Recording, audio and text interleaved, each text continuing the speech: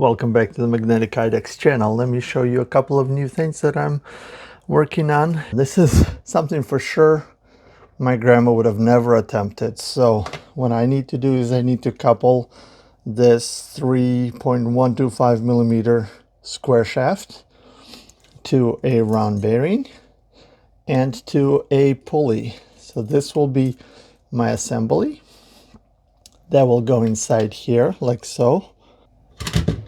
And the belt will drive the x-axis remotely. So I'm removing this direct drive coupling and going remote with a belt to isolate this square shaft. So how are we going to assemble this pulley and a bearing here? Well, I printed this tiny little impossible looking collet, and that just slides right in. Actually, let me back up a little. The bearing goes on first. Install the pulley and press in the square shaft. So now the square shaft and the pulley are perfectly assembled. You can see the collet is doing its job. It's super fragile, so if I take it apart, those little slivers can break, but they are not actually doing any work other than positioning the pulley. This is going to be my zero gravity x-axis drive system. Nothing whipping around, nothing scaring the YouTube public. I'm kidding. I know you understand what's going on here. So this is the most craziest thing I've ever printed, the most fragile, thinnest. And in fact, on the opposite side, let's finish assembling. On the opposite side, I actually already broke those collet pieces off, and we're going to have this as our zero gravity assembly. And one final step, I guess while I'm here, let me show you this in practice. So I'm gonna take out this bearing because I don't want to remove. We'll remove this bearing here. This is just a feel-good feature. I don't know if I need it. Sometimes you want redundancy. I'll push the bearing out. I need a small enough tool to do that. A AA battery works. So this is my twofold reason for why I chose the square shaft to be so thin. Reason number one is to be flexible enough not to transfer any artifacts or any vibration. I wanted maximal flexibility and sufficient torsional stiffness to transfer torque from the stepper motor to my x-axis belt. So in fact, the square keys, they come with extremely tight tolerances, but they are not guaranteed to be flat or straight.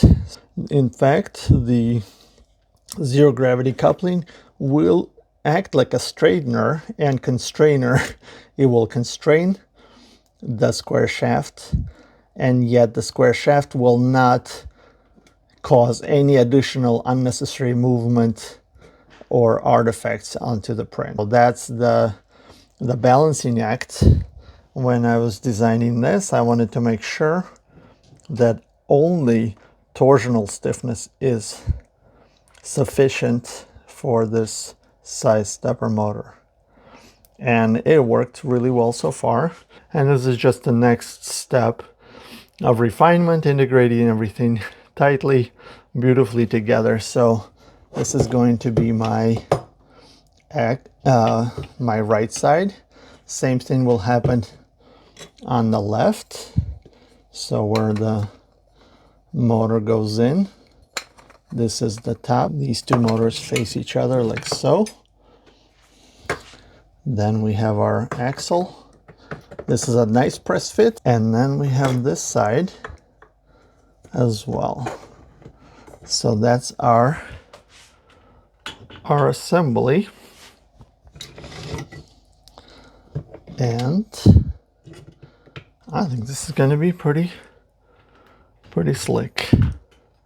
Let me move things out and show you another interesting part. I've changed my belt tensioners or idlers to use a standard component, but the 9mm belts, I couldn't find an idler pulley with integrated bearings. So instead, what I'm doing is I'm using regular tiny ball bearings. Let me show you really quickly. Bearings, a 3D printed axle, and 2 set screws to reinforce the axle. So this is just a tube, as you can see that. Let's see. So this little tube. So let me show you really quick how we assemble that. And then this is my tensioner. But the whole idea is you put the axle through like so, and snug up the screw here just enough to hold the axle, and then drive the screws right into them. So that will give me a nice axle. Obviously, what you can do just as easily is purchase a 5mm axle that's suitable for this job, but sometimes you have things on hand, and there's actually no reason to buy a steel axle for this. This will be my assembly. I have an external bearing now. So this is the alternative way of assembling. So put the set screw in. I believe that's a 12 or 11mm set screw, something like that. People call them grub screws. Drive that in. So I don't care if this is printed along the layer lines. This is steel reinforced plastic. And now this idler pops in to the carrier and the bearings, and put that back in. So now I have a really nice idler. I will add a screw, so I kind of ran ahead here. So the idler actually looks like this. This knob will have a threaded insert in there, and it'll work like so. Very easy adjustment. That's it for today's short update. I want to say thank you to all my Ko-fi supporters. You're kind of the fuel that drives this obsession. So stay tuned for the next video. You'll see this flying around, printing, hopefully with dual color, on the magnetic IDEX. So this will be kind of wild. Thanks for watching. Like, share, subscribe. Bye.